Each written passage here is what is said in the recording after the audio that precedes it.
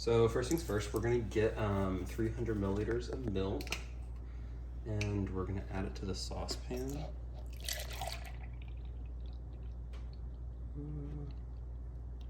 It's 300 milliliters, and then we're gonna add it to the saucepan. And then we are going to turn it on medium to low heat. And then we are going to slowly let it sit until it reaches 95 degrees Celsius. Alrighty, so the thermometer is showing about 94, about to hit 95, and so we're just going to continue stirring. And then once it's about to hit that,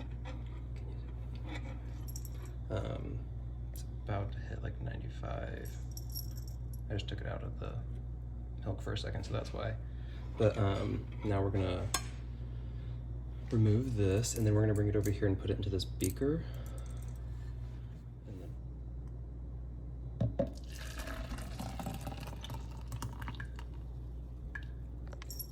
And so we just put it into the beaker, and then now we're gonna saran wrap it really quick.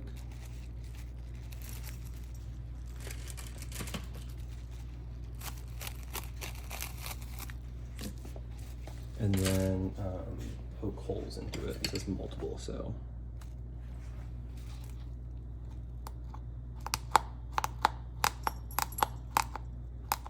Now with the poked holes, we're going to put it into this ice bath, and then we are going to monitor the temperature until it hits around 32 degrees. And then we're going to pour the milk into the double stacked foam cup, and then, yeah.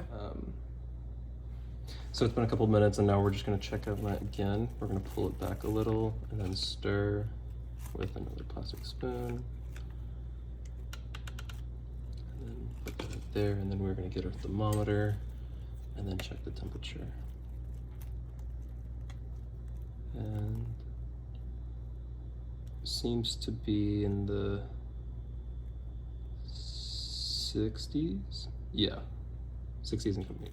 Now that the milk is chilled in this ice bath and around 32 degrees Celsius, we can take out the thermometer, set that aside, and then take off the cling wrap as well. Set that to the side, and then pour the milk into the styrofoam cup.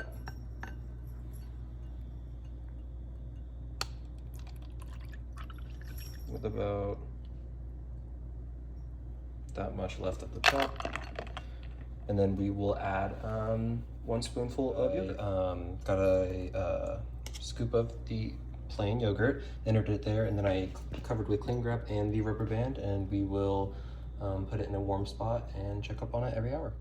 I am now going to test the pH of the milk that was left over, the store-bought yogurt, and then our culture. This is after the pH tests of the leftover milk, yogurt, and culture, and it looks like this one appears to be around a 5. I would say that's around a good 4-3 mix, and this would be probably a 7. And for description wise, I would just say pretty normal milk, pretty standard yogurt smell and texture. And for the culture, it's pretty, it smells like milk, but it's a little thick, I guess, because of the yogurt, but not too thick. This is the 1 hour update after my making yogurt, and it seems to be still having the pH of like around 6 now. And I concluded that it still smells like milk. It's a little chunky in the bottom of it. And this is hour number 2 of testing my homemade yogurt, and I just dipped the pH strip into the milk, and it appears to be about a 5. So it has the same kind of, it has the smell of like cottage cheese, and it still looks like milk, but it's like a sluggish consistency. And it's, the cottage cheese is like forming in the bottom and kind of just very prevalent, and the temperature is still the same at around 33 Celsius. This is hour 3 of testing the pH of the culture, and so it looked at the bottom, and it's kind of chunky. It's getting more thicky. It's thicker, but it's still sluggish. It still looks like milk, but there's like a film on top of like the milk itself, and it's kind of obvious. It obviously, and it still smells like cottage cheese. And yeah, this is hour 4 doing my checkup on the yogurt. And as you can tell on the inside, it literally just looks like milk still. However, it smells like cottage cheese. And we did the pH test and it looks like around a 5. And it was really thick in the middle, about halfway full. And then once I started mixing it, it just kind of disappeared. And then there's a little bit of that film that I was talking about earlier.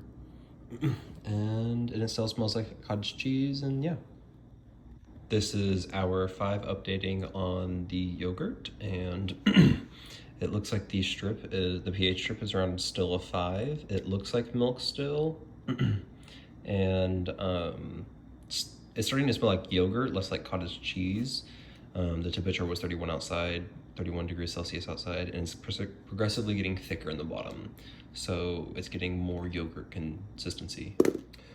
This is hour 6 of the yogurt, and the pH scale looks like between a 4 and a 5. And then this is the content, and it looks kind of sluggish as such. Beforehand it wasn't like this, but by the hour progressively it's been getting more and more thicker. And yeah.